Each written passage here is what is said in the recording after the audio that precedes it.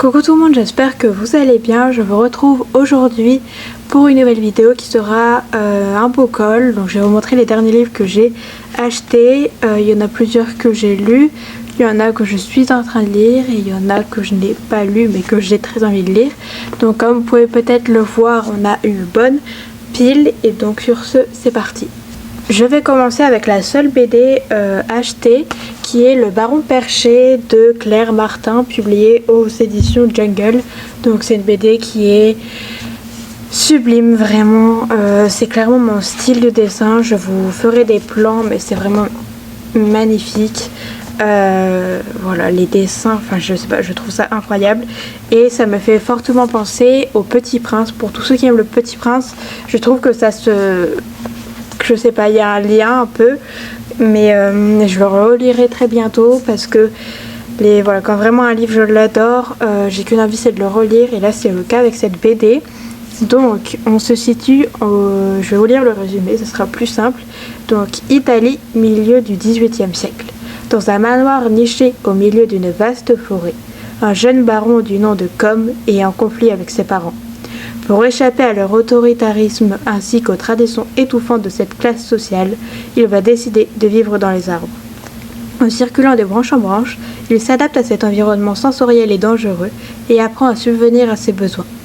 Bien loin de le couper du reste de l'humanité, ce mode de vie atypique le guide vers des rencontres auxquelles il renouvelle sa promesse. Il ne mettra plus jamais un pied au sol. Voilà, ça a l'air pas hyper bien. Vraiment je peux que vous la conseiller, et si vous aimez les dessins, c'est encore une raison de plus pour lire cette BD. Ensuite je vais vous présenter un service presse qui est Life and Times de Candy Harper, publié aux éditions Slalom, que j'ai déjà lu. Donc je l'ai reçu avant-hier, du coup il y a 2 jours, 3 jours, enfin bref, je l'ai reçu ces derniers jours. Je l'ai commencé avant-hier et je l'ai terminé hier soir. Je l'ai lu du coup en un poil plus de 24 heures. Mais vraiment il était génial, hyper addictif. On a toujours envie de savoir la suite, et voilà, j'ai vraiment beaucoup aimé. C'est pas le livre du siècle, mais c'était vraiment une chouette lecture avec de belles morales pour les plus jeunes. C'est vraiment, je trouve, une belle histoire pleine de morale en fait. Voilà, donc je vous lis le résumé qu'il y a marqué derrière. Ou alors j'essaye de vous en faire un. Je vais essayer de vous en faire un. Donc on suit Bradley et Eugénie. Donc Bradley, elle, c'est la fille qui ne se déconnecte plus de son téléphone, de son ordinateur, qui est tout le temps dessus. Voilà, elle ne voit pas en fait l'essentiel des choses, qui n'est pas sur son téléphone. Enfin voilà, pour elle, toute sa vie est sur son téléphone et sur son ordinateur. Et donc elle vit dans notre monde au 21e siècle. Et de l'autre côté, on suit Eugénie, qui elle vit au 19e siècle. Oui, c'est ça, au 19e siècle. Elle, en fait, elle rêve tout simplement de liberté parce que son père veut la marier, mais elle ne veut pas se marier. Parce que pour ceux qui ne sauraient pas, à l'époque, on mariait... Enfin, c'était le père qui décidait de avec qui sa fille devait se marier. Voilà, vive l'indépendance. Mais donc voilà, donc après ça, donc on rencontre ces 2 jeunes filles et elles vont toutes les 2 faire le souhait d'échanger en fait de vie, et elles vont être toutes les 2 transportées dans la vie de l'autre. Donc ça va être toujours la même personne en fait, mais avec la mémoire en fait de l'autre. Je sais pas si c'est trop clair ce que je dis, mais donc Bradley va être envoyé dans l'époque de Jane Austen et Eugénie au 21e siècle. Donc comment dire que le plus drôle c'est Eugénie, bien sûr, qui vit au 21e siècle parce qu'elle fait plein de remarques sur les choses de notre monde du jour.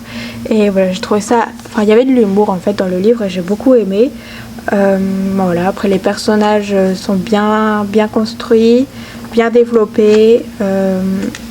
Vraiment, je peux que vous le conseiller. Je sais pas trop quoi dire plus. Si vous aimez la jeunesse, les histoires de voyage dans le temps, les morales importantes, vous savez pas du coup ce que c'est, mais c'est vraiment... Je trouve que c'est des belles morales pour les plus jeunes, ou les plus jeunes ou non, hein, ça dépend de comment on est. mais voilà, je peux que vous le conseiller. Ensuite, je vais vous parler de Sauveur et Fils de Marion Muraille, le 2e tome. Donc en fait, j'avais fait une commande sur Gilbert Joseph et il fait partie de cette commande. Donc il y a un marque-page parce que ma mère est en train de le lire déjà. Quand elle aura fini de le lire, ce sera une de mes prochaines lectures parce que j'ai très envie de le lire. En fait, le 1er tome, je l'ai lu en février et j'avais adoré. Je sais pas si je vous en ai déjà parlé en update lecture, peut-être dans le dernier, mais je me souviens plus bien.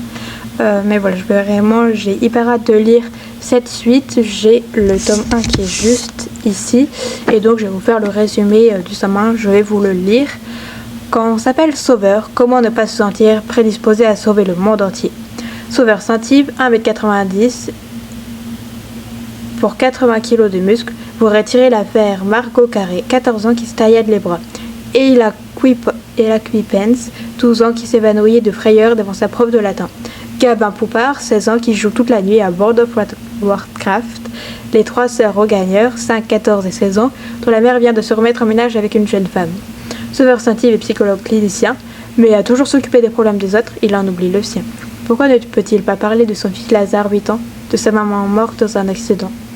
Briser les tabous, parler de tout sans jugement, mais avec une sensibilité hors du commun, telle est la force de Marion Muraille. Et c'est exactement ça. C'est vraiment le point fort de cette saga. Il y a déjà 6 ou 8 tomes qui sont sortis, ça c'est seulement le 2e. Mais voilà, je vais les lire en allant. Au départ, j'étais pas fan des couvertures, mais en fait, maintenant que je connais l'histoire, je les aime bien. C'est pas les plus belles couvertures du monde, mais je les aime bien. Ensuite, un roman jeunesse, L'île des Neufs de Laurel Snyder, publié aux éditions Milan. Donc c'est un roman jeunesse, comme je vous le disais. J'aime pas trop moi quand c'est des pages aussi blanches. Là, vous voyez, c'est pas du tout la même couleur de page. Mais bon, l'histoire, ça changera rien l'histoire. Et donc si elle est bien, j'ai hâte de le découvrir. Donc je l'ai pas encore lu, mais il sera lu bientôt. En plus, la couverture, je trouve qu'elle est très printanière. Donc je vais le lire au printemps. Donc je vais vous lire le résumé. Sur l'île, 9 orphelins, pas un de plus, pas un de moins. Si leur nombre augmentait, le ciel s'écroulerait. Sur l'île, 9 orphelins vivent en parfaite harmonie avec la nature. Les enfants n'ont qu'une seule règle à respecter. Tous les ans, le plus âgé d'entre eux doit quitter l'île. En échange, ils accueillent un nouvel arrivant parmi eux, le plus jeune. Cette année, ce sera à Gianni de partir, une idée qu'elle refuse d'accepter. Voilà, je trouve le résumé extrêmement intriguant et j'ai hâte de découvrir cette histoire qui promet d'être une très belle histoire en fait, où la nature a une très grande place. Donc voilà, j'ai extrêmement hâte. Ensuite, un livre que je n'ai vu absolument nulle part, mais en fait il m'intriguait énormément. Je trouvais que le résumé, etc. avait l'air hyper bien, et donc c'est Parler comme tu respires de Isabelle Pantazopoulos, publié aux éditions Rajo. Et vraiment, je vais vous lire le résumé après, vous allez voir, mais je comprends pas pourquoi on l'a pas vu passer plus alors qu'il a l'air si bien. Donc, le roman d'une vocation est un parcours exceptionnel. Je ne suis pas la fille de mes parents rêvés. J'ai 15 ans et je suis bègue. Les mots restent coincés à l'intérieur de moi. Impossible de parler, comme toi, comme vous. Et pourtant, j'en ai des choses à dire, comme toi, comme vous. J'ai 15 ans et je ne veux plus être réduite à mes silences. C'est avec mes mains que je vais m'exprimer. Tailler la pierre, la graver, la sculpter. Ce sera ça mon métier. Ça n'a pas l'air si bien, donc en fait j'avais lu un autre résumé sur internet qui disait qu'en fait c'était donc je crois pas qu'on dit son prénom, non on dit pas son prénom, mais que cette jeune fille ne voulait pas faire d'études et donc qui est vraiment, en fait c'est mon cas, je ne veux pas faire d'études et qui décide de faire quelque chose de manuel avec ses mains et de tailler la pierre, et le métier de tailleuse de pierre. Vraiment, j'adore ce métier-là. Je trouve que c'est c'est un art que j'apprécie énormément. Peut-être parce que mon grand-père l'a exercé toute sa vie, je ne sais pas. Mais il en fait encore d'ailleurs. Mais voilà, vraiment, il y a des petits échanges de messages comme ça parfois.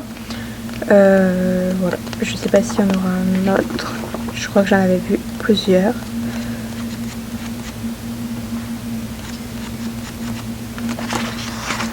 Voilà, il y a des petits échanges de messages parfois. Donc voilà, j'ai extrêmement hâte de le lire. Ce sera une de mes prochaines lectures, donc je vous en reparlerai très bientôt. Il me reste 3 romans à vous présenter et je vais commencer par Elle est le vent furieux. Donc c'est de 6 autrices, alors je vais tous vous les dire. Il y a Sophie Adriaansen, Marie Alino, Marie Pavlenko, Colline Pierret, Cindy Van Wilder et Flore Vesco, publiés aux éditions Flammarion. Donc il n'y a pas vraiment de résumé derrière, mais de ce que j'ai entendu, donc déjà c'est des nouvelles, donc il y a une nouvelle par autrice, et en fait c'est l'histoire de Dame Nature, donc la nature tout simplement, qui va se venger de l'homme pour tout le mal qu'elle lui a causé. Et donc on va suivre chaque nouvelle, une nouvelle histoire, enfin sa vengeance en fait. Et j'ai trouvé que c'était un très beau roman. Derrière il y a marqué « La voix de Dame Nature chointée comme le vent dans un arbre creux. Il ne mérite pas les beautés que je leur offre. Il est temps qu'il goûte à ma fureur. Bien madame, il sera fait selon vos ordres. » Donc voilà, juste la phrase derrière. Enfin, les phrases, ça donne hyper envie de se plonger dans ce roman. J'ai extrêmement hâte de le lire et je vous en dirai plus très bientôt, puisqu'il sera lu aussi très bientôt. Ensuite, alors ce livre, j'avais hyper hâte de le lire, vraiment. Il m'intriguait énormément. Il y a plein de petits... donc il est énorme, hein, il fait 520 pages. Mais il y a plein de petits trucs comme ça, vous voyez, c'est vraiment un très beau livre. Avec plein de petits dessins, des changements de lettres. Je sais pas si je pourrais retrouver autre chose. Là, vous voyez, vous avez un peu comme une carte comme ça. Ça se trouve, depuis tout à l'heure, je vous montre, vous voyez rien.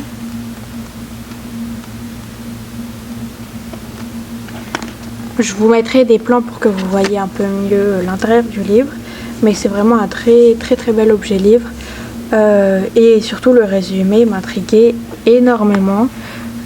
Voilà, vraiment, j'ai extrêmement envie de le lire. Et je vais vous le lire. Pérou, 1986. Quand elle est admise à l'hôpital de Lima, Layla attire les regards. Fille d'un diplomate finlandais, au teint pâle et aux cheveux blonds, c'est du jamais vu pour les enfants hospitalisés là. Surtout pour El Rato, qui a passé toute sa vie. Dans les archives de l'hôpital, Layla et El Rato découvrent un journal d'expédition, écrit par le docteur Clark près de 40 ans auparavant. Il y a dessiné une fleur très rare, qu'utiliserait le chaman de la tribu de Ka, quelque part en Amazonie, et qui aurait des vertus miraculeuses. C'est alors que tombe le verdict des médecins pour Layla. Elle est atteinte d'une maladie incurable qui ne laisse aucun espoir. Aucun espoir, vraiment. Mais s'ils retrouvaient cette fleur perdue, s'ils allaient au-devant des 1000 dangers du fleuve et de la forêt. Ça n'a pas l'air méga bien, ça promet une aventure palpitante. Et je sais pas quoi dire de plus, mais j'ai hyper hâte de le lire tout simplement. C'est marqué un incroyable voyage des Andes jusqu'à l'Amazonie, donc je pense que ça va faire voyager, que c'est une aventure bien profonde avec énormément de belles choses. Il y a vraiment des belles pages dans ce livre et j'ai extrêmement hâte de le lire, il sera lu bientôt aussi. J'ai un peu dit ça pour tous les romans que je n'ai pas lus, mais ils me font tous envie tout simplement. Et le dernier roman, je l'ai gardé pour la fin parce que pour moi c'est le plus beau de tous. C'est Anne d'Avonlea de Lucie Maud Montgomery, publié aux éditions Monsieur Toussaint Louverture. Donc celui-ci c'est le 2e tome de la série de Anne. Il est vraiment magnifique, je vous ferai aussi des plans comme pour chaque livre. Donc c'est ma lecture en cours, enfin une de mes 2 lectures en cours. J'en suis à la page 240, donc il me reste seulement cette partie-là. Et j'adore pour l'instant vraiment les aventures de Anne. Si vous ne connaissez pas, je peux vraiment que vous la conseiller. Et si le livre ne vous tente pas, il y a une série qui est sortie sur Netflix qui s'appelle Anne with an E. Je vous l'écrirai juste là. Mais voilà, si vous n'aimez pas ce genre de livre, allez au moins essayer de voir la série parce qu'elle vaut vraiment le coup. C'est extrêmement bien fait. Enfin, je pense que on n'aurait pas pu avoir une meilleure actrice pour jouer le rôle d'Anne. Et voilà, je peux que vous conseiller cette série. Du coup, je vais peut-être pas vous refaire le résumé. Voilà, j'ai très hâte de continuer et je vous en reparlerai dans un avis lecture quand j'aurai terminé, ce qui veut dire très bientôt. Et voilà, vraiment une pure beauté ce livre. Les chapitres m'émerveillent. Je retiens surtout le 13e chapitre. Je ne sais pas où il était, alors attendez, je regarde. Le 13e chapitre était vraiment magnifique. Ça m'a émerveillée à un point vous ne savez même pas. J'étais tout simplement émerveillée. D'ailleurs, le titre du chapitre c'est Un merveilleux pique-nique. J'étais émerveillée tout simplement parce que on nous décrit des paysages en fait du printemps et je trouve ça tellement beau. Donc voilà pour tous ces romans et cette BD, parce qu'il n'y a pas que des romans. J'ai extrêmement hâte de tous les lire, donc il y a que la BD. De tout ça, j'ai lu seulement un livre, la BD, je suis en train de lire celui-ci, mais j'ai tous hyper hâte de les lire et donc vous en entendrez tous parler bientôt. Voilà, vraiment, j'ai qu'une envie, c'est de tous les commencer, mais mais ce n'est pas ce que je vais faire parce que avoir autant de lectures en cours, ça va être quand même un peu compliqué. Mais j'espère que cette vidéo vous aura plu. N'hésitez pas à me dire en commentaire si l'un de ces livres vous tente, si vous l'avez déjà lu, etc. Et je vous répondrai avec plaisir. Je vous dis à bientôt pour une prochaine vidéo et bye!